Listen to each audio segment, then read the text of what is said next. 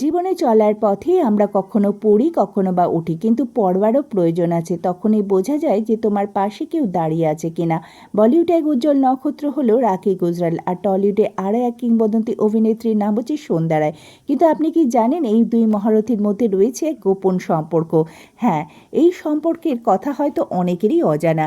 একদিন শুটিং করতে গিয়ে সন্ধ্যা রায় দেখতে পায় এক তরুণীকে সাদামাটা জামা কাপড় পরে, কিন্তু তার চোখ দুটো ছিল ভীষণ রকমের উজ্জ্বল। সন্ধ্যা রায় প্রথম দেখেই তাকে বুঝতে পারেন এই মেয়েটি একজন বড় তারকা হবে, কারণ এর চোখে আছে স্বপ্ন।